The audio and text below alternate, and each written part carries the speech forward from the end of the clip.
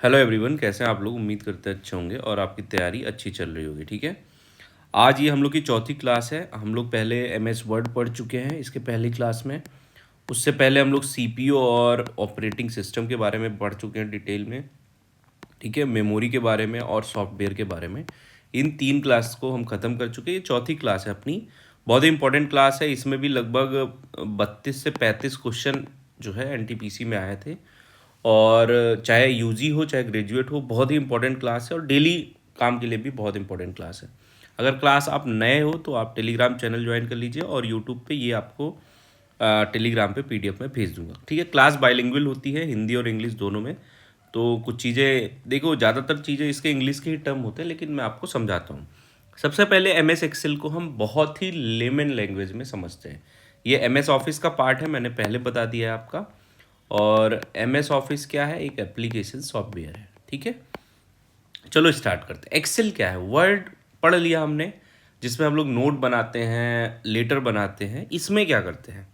तो एक्सेल एक digital register है। क्या है? Digital register. जैसे स्कूल में रजिस्टर होता था या हिसाब किताब की डायरी है, जैसे पुराने ज़माने में दुकानदार एक बड़े रजिस्टर में कॉलम बनाकर हिसाब करते थे, वैसे ही एक्सेल कंप्यूटर पर हिसाब रखने, लिस्ट बनाने और कैलकुलेशन करने का सबसे बढ़िया टूल है।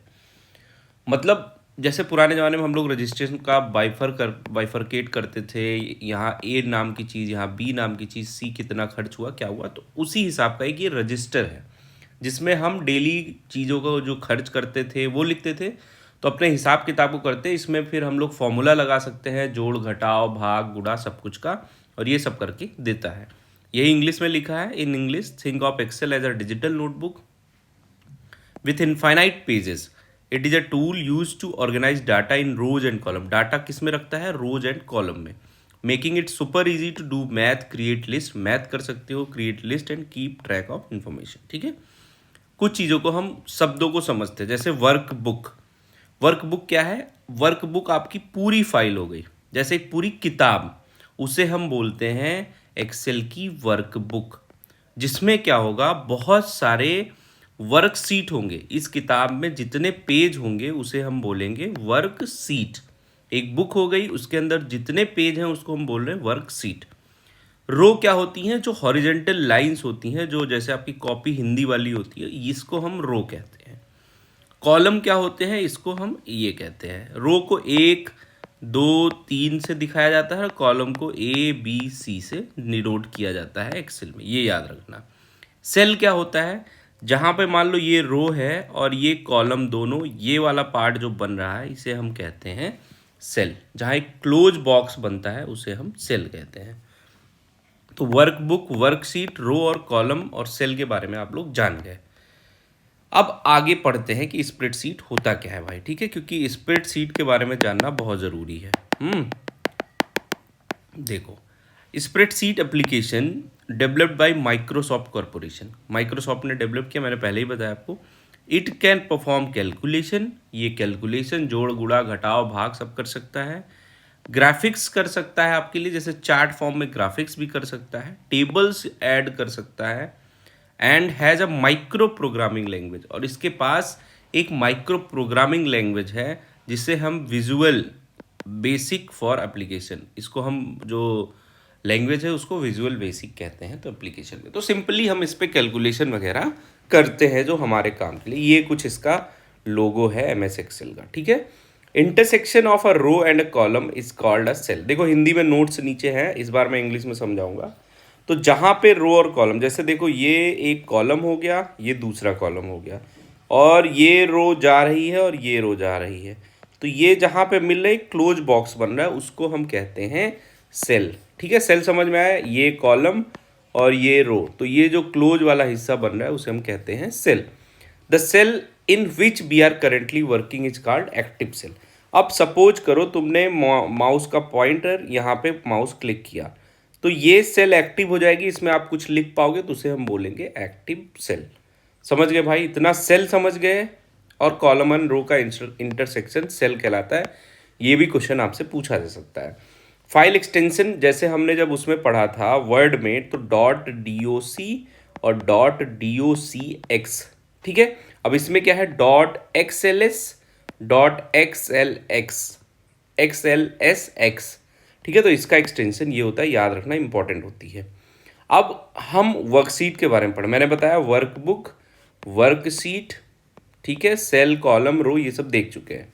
तो worksheet is a collection of cell, इसमें बहुत सारे सेल होंगे, where we keep and manipulate data, जिसमें हम डाटा रखते हैं, मैनिपुलेट करते हैं, ठीक है, मतलब जोड़ते घटाते हैं, जो भी करना है। Worksheet will begin with row number 1, row number 1 से वर्कशीट स्टार्ट होती है, एंड कॉलम नंबर ए, ये आप याद रखना, ये रो नंबर 1 हो गई और ये कॉलम कॉलम नंबर ए हो गया। इन एम एस एक्सेल 2010 का जो एम एस एक्सेल का वर्जन है, उसमें मैक्सिमम साइज वर्कशीट की एक,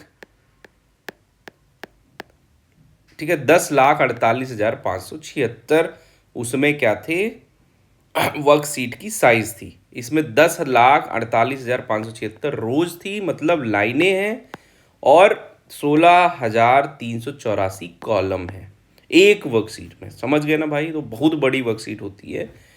इसको आप रीनेम कर सकते, जैसे इसको आपको रीनेम करना है तो यहाँ पे सिंपली जाओगे और राइट क्लिक कर दोगे तो आपको नाम वहाँ पे रीनेम हो सकता है, या आप शॉर्टकट कर सकते हो ऑल्ट शिफ्ट प्लस F1, बहुत इंपॉर्टेंट है, याद कर लेना। रीनेम के लिए ऑल्ट शिफ्ट प्लस F1 या शिफ्ट प्लस F11 से आप इसको रीनेम कर सकते हो, ठीक है। ये सिंपली इसने बताया है कि हम कैसे रीनेम कर सकते हैं। वर्कबुक क्या है? Collection of worksheet is called workbook. जो कलेक्शन ऑफ बहुत सारे सीट्स का आपने कलेक्शन कर लिया, किताब बना लिया, that is called workbook. Maximum size of worksheet क्या हो सकती है? वही 10,48,576 रो और ये कॉलम, ठीक है। अब जरा यहाँ पे हम लोग को पढ़ना बहुत जरूरी है, क्योंकि ये सीधे एग्जाम में इस बार पूछा गया था। Cell references in Excel, Excel में सेल का रेफरेंस कैसे होता है? तो देखो, रेफरेंस टाइप रिलेटिव अगर रेफरेंस होगा तो यहाँ पे क्या होता है, इज इक्वल्स टू लिखा के A1 लिख दिया, मतलब ये सेल नंबर A1 के बारे में बात कर रहा है। मतलब क्या है, A रो है और 1 A कॉलम है और 1 रो है। पहला रो और पहला कॉलम जहाँ पे इंटरसेक्ट करते हैं उसकी बात ये कर रहा है, A1 सेल की। कॉलम A चेंज होगा और रो 1 चेंज होगी, ठीक है। बिहेवियर व्हेन कॉपीड, जब इसको आप कॉपी करोगे तो moves relative to where you pasted, यहाँ की जितनी वैल्यू होगी उसको वो जहाँ पे भी आप कॉपी करोगे वहाँ ये पेस्ट हो जाएगा, ठीक है। तो ये हो गया रिलेटिव, मतलब ये रिलेट करता है, भाई जो तू मेरे पास है वही तू भी ले ले। अब एब्सोल्यूट में ये नहीं होगा, ठीक है। यहाँ पे देखो, एब्सोल्यूट में इज इक्वल्स टू $A$1। अब देखो इसमें क्या है, इसमें डॉलर का साइन हम लगा रहे हैं पहले, तो एब्सोल्यूट आ रहा है। इससे क्या होता है, लॉग्ड। अब कॉलम ए जो है, यहाँ पे ए लिखा है तो ए हुआ, बी होता तो बी होता, 1 लिखा है तो रो 1 हुई, 2 होती तो रो 2 हो जाती। तो कॉलम ए लॉक हो गया है और रो 1 लॉक हो गई है, ठीक है। तो जब भी आप इसको कॉपी करेंगे तो ये हमेशा जो ओरिजिनेट वाली सेल होगी उसी को पॉइंट करेगा, कॉपी वॉपी कुछ नहीं करेगा। मिक्स क्या होता है, अब हमने लिखा ए के आगे कुछ नहीं लगाया और $1, मतलब क्या कर दिया कि ए चेंज हो सकता है लेकिन डॉलर वाला मतलब रो 1 लॉक हो गई। इसका सिंपल मतलब आप समझे कि अगर किसी के आगे भी एक्सेल में डॉलर का साइन लग गया तो वो लॉक हो गया। जैसे $A लिख दिया तो $A मतलब ए वाला कॉलम लॉक हो गया, $2 लिख दिया तो 2 वाली रो लॉक हो गई। अब मिक्स्ड का देखो कॉलम, ये मिक्स्ड रो हुआ, ठीक है। अब मिक्स कॉलम मतलब कॉलम को लॉक कर देंगे और रो को हम चलने देंगे, ठीक है। तो यहाँ पे भी वही चीज़ किया गया है, stays on row 1 but column shift, ठीक है। रो 1 पे ही रहेगा, मतलब रो 1 पे ये वाली चीज़ें हैं लेकिन कॉलम शिफ्ट होता रहेगा। जैसे ये ए है, यहाँ बी कॉलम, यहाँ सी कॉलम, वो शिफ्ट करेगा लेकिन रहेगा वो ए पे, ठीक है। तो ये चीज़ समझना बहुत ज़रूरी, नहीं समझे फिर से वीडियो बैक करके देखो। There are 3 type of cell references in Excel, 3 type की सेल रेफरेंसेज होती हैं जिसको अभी और अच्छे से हम समझ रहे हैं। रिलेटिव रेफरेंस, एब्सोल्यूट रेफरेंस और मिक्स रेफरेंस, ठीक है। रिलेटिव, एब्सोल्यूट और मिक्स मतलब मिश्रित। रिलेटिव रेफरेंस क्या होता है, if we have a cell with a formula that reference a different cell address. क्या है, मेरे पास एक सेल है जिसमें कुछ फॉर्मूला लगा है लेकिन वो रेफरेंस दे रहा किसी और सेल का, and be copy the formula from the first cell to another cell. इसका मतलब क्या है कि जैसे ये वाली सेल है, यहाँ से आपने कोई फॉर्मूला कॉपी किया यहाँ पे, तो यही फॉर्मूला वो इस पे जो फॉर्मूला लगा है ना, वो वाला फॉर्मूला ये शो करेगा। Relative reference adjust when we change any value और copy and paste in different cell. तो जब हम कभी कुछ वैल्यू दूसरे सेल में चेंज करते हैं तो ये एडजस्ट कर लेता है, रिलेटिव है सिंपली। ठीक है, कुल मिला के कहना चाह रहा है कि इसमें रिलेटिव में क्या है, कहीं से भी अगर आप कॉपी करोगे तो वो कॉपी कर लेगा उसी फॉर्मूले को जो आप वहाँ लगाए होंगे। ठीक है भाई। Absolute reference, it does not change when the formula is copy. जब आप फॉर्मूला कॉपी करोगे तो ये चेंज नहीं होगा, यहाँ पे चेंज हो जाएगा। जैसे यहाँ B5C5 है तो ये चेंज हो जाएगा, यहाँ पे D5C5 ऐसे हो जाएगा। तो इस हिसाब से ये चेंज नहीं होगा। In absolute cell reference a dollar sign proceed both the column and row number. जैसे समझो ये B है, यहाँ पे लेंथ 1 सेंटीमीटर, तो ये हो गया आपका B3, मतलब कॉलम नंबर B और रो नंबर 3। और यहाँ पे जब आप लेके आए, ठीक है, अब यहाँ पे देखो क्या है, B3 इंटू $H3, तो यहाँ पे आपने ये लगा दिया। ठीक है, इसी तरह इसी हिसाब से तो ये क्या करेगा, इस चीज़ को, ये फॉर्मूला जो यहाँ लगा है, अगर आप कहीं कॉपी करोगे तो वो उस फॉर्मूले को चेंज नहीं करेगा। In absolute cell reference a dollar sign proceeds both the column and row number, मतलब कि कॉलम नंबर और रो नंबर के सामने क्या आ जाता है, डॉलर साइन आ जाता है। ठीक है, जैसे ये $H, अब यहाँ से अगर आपको इस पर मल्टीप्लाई कराना है तो ये यही चीज़ यहाँ पे करेगा, कॉपी नहीं कर पाएगा, इसको बदल नहीं सकते हो आप। ठीक है। मिक्स रेफरेंस क्या होता है, in the this column can be absolute and the row can be relative और वाइस वर्सा। क्या है कि column can be absolute and row can be relative, मतलब या तो आप कॉलम फिक्स कर लो, रो को आप क्या कर दो, कॉलम को चेंज कर सकते हो, रो को नहीं, या भाई आप रो को कॉलम को फिक्स कर लो और रो को चेंज कर सकते हो। तो इस हिसाब से जब चीज़ें होंगी तो उसे हम मिक्स रेफरेंस, जिसमें मतलब एब्सोल्यूट और रिलेटिव दोनों हों। ठीक है, अभी हिंदी में भी आपको हम बताते हैं इसको। कुछ टैब्स देखो, जैसे file, home, insert, page layout, जैसे वर्ड में होता था सेम वैसे ही है। ठीक है, तो होम में देखोगे तो clipboard, font, alignment, number, style, cells, editing, ये सब क्या होती हैं, होम वाले में होती हैं। ठीक है। इंसर्ट, टेबल, इंसर्ट वाले में देखोगे तो टेबल, इलस्ट्रेशन, जो भी चीज़ें आप इंसर्ट करना चाहते हो। फॉर्मूला वाले में देखोगे तो इंसर्ट फंक्शन, लाइब्रेरी, ये सारी चीज़ें होती हैं। अब जरा इंपॉर्टेंट फंक्शन देखो MS एक्सेल के। लोअर, अगर लोअर फंक्शन आपने लिखा, converts all character in a supplied text string to lower case. जो भी केस में आप चेंज करना चाहोगे, लोअर केस में चेंज कर देगा या अपर केस में चेंज कर देगा। कॉन्कैटेनेट जॉइंट्स टुगेदर 2 और मोर टेक्स्ट स्ट्रिंग, 2 या 2 से ज़्यादा टेक्स्ट स्ट्रिंग को जोड़ देगा। ठीक है। लेफ्ट राइट ये सब पढ़ लेना आप, ठीक है, इसमें ज़्यादा हम नहीं बताएंगे। हाँ, ये चीज़ देखो, अगर सम लिखा आपने, इज इक्वल्स टू सम लिखा, हमेशा इसमें फॉर्मूला इज इक्वल्स टू लगा के स्टार्ट होगा। Return the sum of supplied list of number, तो जैसे लिखा आपने सम A1 column A1 to A6, ये आपने कर दिया। उसके बाद जैसे इंटर दबाएंगे ना तो A1 कॉलम से लेकर A6 कॉलम तक जितनी वैल्यू होगी सबको ये जोड़ देगा। एक तरीका ये हो गया। या आपने लिखा is equals to sum A1 plus A2 यहाँ कर दिया, तो ये A1 और A2 को जोड़ेगा। ठीक है, हमेशा इज इक्वल्स टू लगा के, तो सम क्या करेगा, जो भी आपने लिस्ट उसको प्रोवाइड करा होगा वो जोड़ देगा। मैक्स क्या है, returns the largest value from the list. अब सेम चीज़ आपने क्या किया, is equals to max A1 और सेमी कॉलन A6 कर दिया, तो इसमें जो मैक्सिमम वैल्यू होगी वो रिटर्न कर देगा। मिनिमम ऐसे करेगा। Count if returns the number of cell that satisfy a given criteria, जैसे मैंने कहा is equals to count if, ठीक है, वैल्यू जो है वो ग्रेटर देन है 6 से, तो ये वैल्यू ग्रेटर देन 6 से ही काउंट करेगा यहाँ पे। अब हमने यहाँ पे मान लो कॉलम लगा दिया A1 टू A6, तो इस हिसाब से एंड और नॉट, स्क्वायर, पावर ये सब होता है। अब यही सारी चीज़ें मैंने हिंदी में लिखी हैं, विजुअल बेसिक फॉर एप्लीकेशन। अब हम थोड़ा सा सेल रेफरेंस, अभी मुझे लग रहा है आप लोग को समझ में नहीं आया है, एक बार फिर से समझते हैं। रिलेटिव रेफरेंस क्या होता है, यदि हमारे पास एक फॉर्मूला वाला सेल है जो दूसरे किसी सेल के एड्रेस को दर्शाता है, और हम उस फॉर्मूला को कॉपी करके किसी दूसरे सेल में पेस्ट, तो वह बदल जाता है। मतलब समझे, रिलेटिव मतलब क्या, जैसे मान लो कोई फॉर्मूला है, आपने लगाया है A1 to A6, यहाँ पे सम लगाया है, ठीक है, और ये फॉर्मूला आप कॉपी कर रहे हो B1 वाले में, तो इज इक्वल्स टू हो जाएगा सम B1 to B6, या जहाँ भी आप लगाओगे उस रेफरेंस में ये फॉर्मूला चेंज हो जाएगा।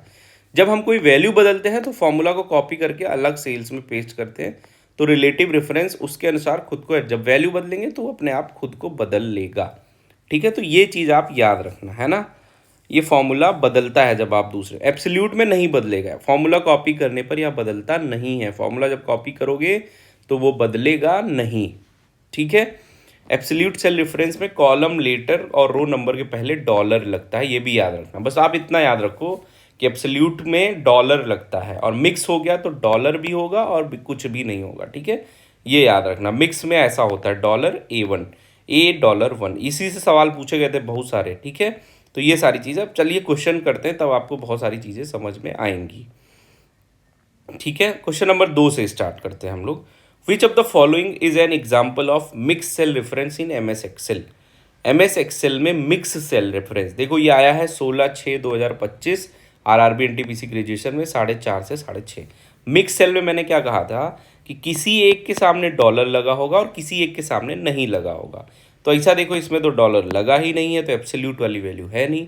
इसमें दोनों पे डॉलर लगा है तो नहीं, इसमें भी डॉलर नहीं है, तो कौन सा आंसर सही हो गया, $A1। कितना सरल है। निम्नलिखित में से कौन सा MS एक्सेल में मिक्स सेल रेफरेंस है, तो जिसमें ये है, ठीक है भाई। अब which of the following accurately describe the function of spill range feature introduce in new version of MS Excel. जो MS एक्सेल का नया वर्जन है उसमें स्प्लिट रेंज, देखो ये सारे क्वेश्चंस हम लोग जब करेंगे ना तभी बहुत सारी चीज़ें हमारी क्लियर होंगी, डाउट। तो स्पिल रेंज क्या होता है, it allows multiple users to simultaneously edit different ranges within the same, नहीं, it automatically saves the workbook to a cloud location at predefined intervals, ठीक है। तो ये भी इसका जो है नहीं होगा। थर्ड वाला हम लोग क्या देखते हैं, it dynamically resize a formula's output range when the formula returns multiple values, it restrict data entry within a specific range of cell, नहीं। देखो इसमें होता क्या है कि it dynamically resize a formula's output range when the formula return multiple, जब formula multiple value return करता है तो ये इसको रिसाइज कर देती है, स्पिल रेंज को बढ़ा देती है, ठीक है। Question number 4, which element of the MS Excel interface displayed the name of the currently active cell or the selected cell। अब देखो क्वेश्चन नंबर 4 क्या कह रहा है अपना, कि कौन से में MS Excel इंटरफेस का नाम मिलता। अब देखो इसका आंसर हम कैसे ढूंढेंगे। एक द रिवन में वो जो लेटर चेंज करने वाला होता है, स्टेटस बार में नहीं होगा, फॉर्मूला बार में फॉर्मूला होता है, तो बचा कौन, नेम। तो देखिए इसका आंसर इसी में था, नेम वाला ढूंढ के आपको लगा देना था। अगला क्वेश्चन कुछ टफ है लेकिन बहुत सारे इजी हैं। Which of the following scenarios would most likely result in a reference #reference error in an MS Excel. MS Excel में रेफरेंस एरर कब आता है, ठीक है। तो देखो attempting to divide number by 0, नहीं, इसमें करने पे नहीं, reference error. Entering a formula that exceed the maximum allowed length in Excel, गलत, ऐसा कुछ नहीं होता है। डिलीटिंग अ रो और column that contain cell reference by, देखो अब मान लो कि आपने जोड़ा था A1 से लेकर A6 के चीज़ों को, अब आपने A1 वाला कॉलम ने डिलीट कर दिया, तो वो जो पहले से फॉर्मूला लगा है वो कहाँ से करेगा, तो यही इसका आंसर सही होगा। डिलीट कर दिया आपने किसी रो या कॉलम को जो उसकी वैल्यू कंटेन करते हैं, ठीक है, ठीक है भाई। इसमें क्या है, ऐसा सूत्र दर्ज करना नहीं, ऐसे पंक्ति या स्तंभ को डिलीट करना जिसमें किसी अन्य वर्कशीट में सूत्र द्वारा संदर्भित सेल है, ठीक है। Question number 6, which type of cell reference in MS Excel modified both the column letter and row number automatically when a formula is copy to, दोनों को क्या कर सकता है, मॉडिफाई करता है। तो मैंने क्या बताया था, रिलेटिव रेफरेंस, क्या बताया था आपको, रिलेटिव रेफरेंस, जिसमें हम दोनों को क्या कर सकते हैं, मॉडिफाई, बताए थे ना, याद रखना। रिलेटिव मतलब रिलेशन वाला है भाई, कर सकते हो तुम, लेकिन एब्सोल्यूट वाला नहीं करेगा। What does setting a page break in M S Excel 365 allows? What does setting a page break?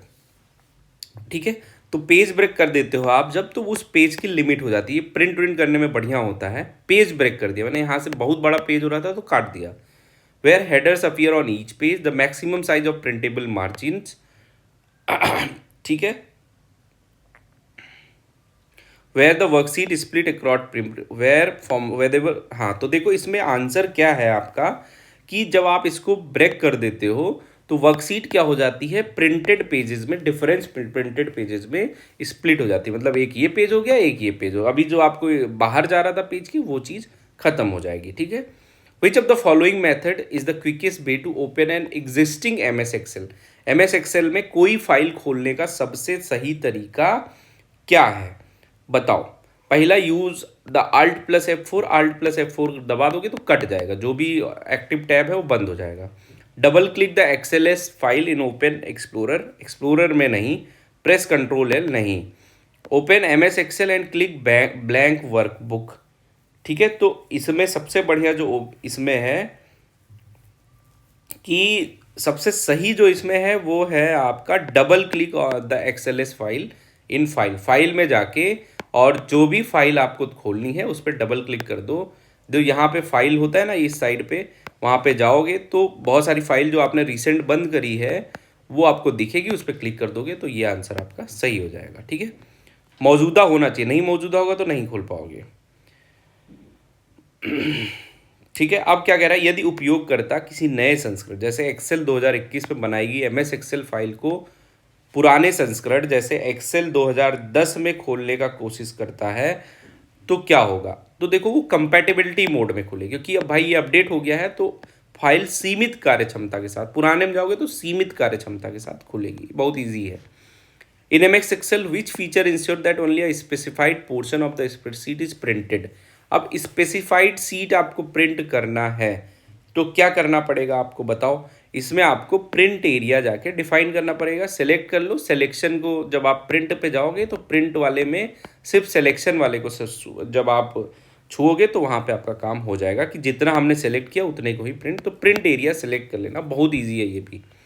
ठीक है, which of the following best describe the underlying data structure that form the basic of an electronic spreadsheet like MS Excel? MS Excel में क्या है?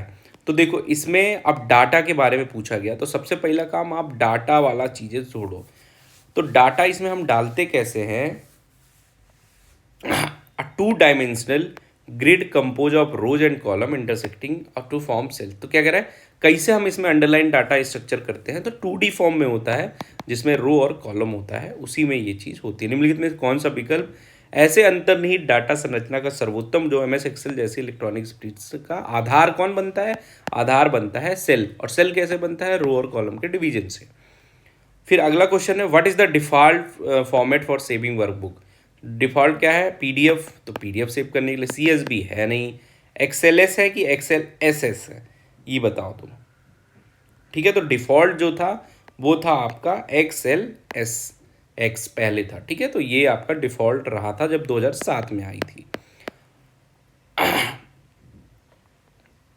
ठीक है भाई, अब अगला क्वेश्चन हम लोग करते हैं, what is the purpose of the autofill feature in MS Excel? Autofill feature कर देगा to validate cell data, to split test into multiple set, to copy cell content और continue pattern, to automatically sum a range of value. ठीक है, autofill क्या करता है, क्या करेगा ये कर देगा आपका कॉपी सेल कंटेंट और कंटिन्यू अ पैटर्न। जैसे मान लो आपने 0004 में लिखा, तो क्या करेगा, ऑटो फिल करेगा। जब आप यहाँ कुछ, जैसे मान लो आपने लिखा रामायण, ठीक है, दूसरे में जैसे आप राम लिखेंगे ना वो बोलेगा कि भाई वही लिखना है जो आपने लिखा है, तो उसी को हम कहते हैं ऑटो फिल। 13 नंबर हो गया, ऑटो फिल कर रहा है। ठीक है, जो चीज़ें आपने ऊपर लिखी हैं वही वो पहले आपको कर दे रहा है। फिर उसके बाद क्या कह रहा है, what is the primary purpose of defining a name range in MX Excel? तो ये क्या करता है भाई, to create a visual chart और ग्राफ नहीं, टू रिफर अ सेल और a range of cell using a more descriptive and easier to understand name in formula. किसी सेल को और अच्छे से आप डिफाइन करते हैं, दैट इज कॉल्ड क्या, ये आपका, ठीक है। Question number 15, in M S Excel spreadsheet what does the cell address B5 represent. B5 का मतलब column number B, row number 5। The value V5 stored in cell row B and column 5, that is correct. Answer क्या है आपका, ये, sorry row B नहीं है, column B, column B and row 5। B से क्या, ABCD से कॉलम डिफाइन करते हैं, सॉरी इसको देख लीजिएगा, ये भी देखो बहुत सरल सवाल है। उसके बाद क्या सवाल आ रहा है अपने पास, आ रहा है what is the proper way to print a spreadsheet in MS Excel. MS Excel में स्प्रेड शीट प्रिंट करने का क्या तरीका। Click on the home tab and select print, press control plus print, click on the file tab and print. तो देखो इसका सबसे अच्छा जो तरीका है ना, क्लिक करो फाइल टैब पे, जो फाइल टैब इधर राइट साइड पे ऊपर होती है, एंड चूज प्रिंट, वहाँ से प्रिंट चूज कर लो। फिर वो आपसे ऑप्शन मांगेगा कि सिलेक्शन वाला या पूरा स्प्रेडशीट प्रिंट करना चाह रहे हो, तो वहाँ से आपका सबसे आसान तरीका, ठीक है। कंट्रोल P भी कर सकते हो, लेकिन ये भी आसान तरीका है। MS एक्सेल में स्प्रेडशीट प्रिंट करने का सही तरीका क्या है। What is the primary purpose of formula bar in MS Excel. Formula bar का क्या उद्देश्य होता है, ठीक है। तो फॉर्मूला बार का उद्देश्य क्या होता है, to display and edit the content of cell. जो भी उस सेल में कंटेंट है उसको आप एडिट कर सकते हो फॉर्मूला बार से। If you want to save a workbook in MS Excel 365 so that viewing is allowed and editing is restricted which people, मतलब आप उसको देख सको फिर रीड, तो उसमें क्या करोगे, रीड ओनली मोड कर दो, बहुत सरल है। तो मतलब ऐसा सवाल आ जाए कि आप एडिट नहीं कर सकते तो रीड ओनली मोड, ये बच्चों के लिए जो है वरदान था ऐसे सवाल। What is the correct method to save a new workbook. Save करने के लिए फिर वही फाइल टैब पे जाओ और सेव कर लो, ठीक है।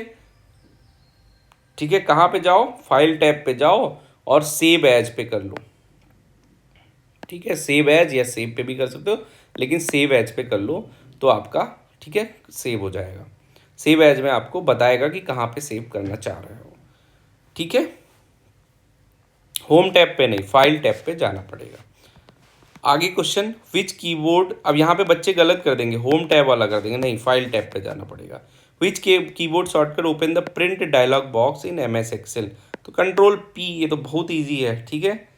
क्या हो गया आपका, कंट्रोल P, ये आपका control print dialog box open करता है। What is the purpose of print preview. Print preview जब हम लोग करते हैं ना, तो देखते हैं कि कोई चीज़ पेज के बाहर तो नहीं जा रही, जो प्रिंट आ रहा है उसमें कुछ बाहर तो नहीं जा रहा है। To check how the spreadsheet will appear a paper to adjust layout formatting. हम चेक करते हैं भाई कि कहाँ पे कोई चीज़, कोई अक्षर बाहर तो नहीं जा रहा है आपको। In MS Excel 2019 what is the primary purpose of print preview. Print preview भी वही है, to edit data to view how the sheet will look when printed. Sheet कैसी दिखाई देगी, कि सीट प्रिंट होने पर कैसी दिखाई देगी, ठीक है। अगला, which of the following is not a valid way to save a workbook in a Microsoft. Using file close, ये तो गलत है। अब फाइल और क्लोज करोगे तो कहाँ से सही सेव हो जाएगा, ठीक है, ये गलत है, पहला ही गलत है। प्रेसिंग कंट्रोल एस सेव हो जाएगा, फाइल पे जाके सेव करोगे सेव हो जाएगा, सिलेक्टिंग फाइल और सेव एज करोगे तब भी सेव हो जाएगा, लेकिन इस पे नहीं होगा। बहुत सरल है ये भी भाई, तो देख लो, जो थोड़ा भी पढ़ा होगा वो आराम से कर ले जाएगा। क्वेश्चन नंबर 24, एक्सेल वर्कबुक में किए गए परिवर्तनों को नए फाइल के नाम में संरक्षण। अब नए फाइल के रूप में आपको संरक्षित करना है तो सेव एज पे क्लिक करना पड़ेगा। जैसे मान लो कोई फाइल आपने खोला और लिखा है फाइल 1, अब इसमें कुछ आपने एडिट किया, अब आप चाहते हैं कि फाइल 1 भी वैसी रहे और फाइल हम इसको भी सेव कर लें, तो इस पर आपको फाइल टैब पे जाके सेव एज जब करेंगे तो वहाँ पे नए नाम से उसको सेव कर सकते हैं। Which of the following is the keyboard shortcut to save an MS Excel. Control S, ठीक है, सेव करने के लिए। निम्नलिखित में कौन सा MS एक्सेल वर्कबुक को सेव करने का शॉर्टकट है, ठीक है। Which keyboard shortcut is use to quickly save a workbook. फिर देखो यही क्वेश्चन आया है, तो कंट्रोल S। MS एक्सेल में शीघ्रता, which keyboard shortcut is use to save, फिर यही क्वेश्चन आया है 6/6/2000 पर, बहुत बार ही क्वेश्चन आया, ठीक है। तो देखो ये कुछ क्वेश्चंस थे, 27 क्वेश्चन। अभी इसके हम और 30-40 क्वेश्चन करवाएंगे नेक्स्ट वीडियो में आपको, मतलब अगली, पहले कोर्स खत्म हो जाए फिर हम लोग प्रीवियस ईयर क्वेश्चन करेंगे। तो उम्मीद करते हैं कि थोड़ा सा आप एक्सेल जान रहिए, उसका क्वेश्चन प्रैक्टिस करेंगे तो आपको खुद चीज़ें समझ में आ जाएंगी। आप बहुत टफ आ जाएगा तो वैसे भी नहीं कर पाएंगे। बाकी सरल चीज़ें गलत नहीं होनी चाहिए, ऑप्शन सही से पढ़ेंगे तो सब कुछ अच्छा होगा। इसकी PDF टेलीग्राम पे भेज देंगे, और वीडियो अच्छी लगी तो लाइक कर दो, हाइप कर दो, और पढ़ते रहो। All the best.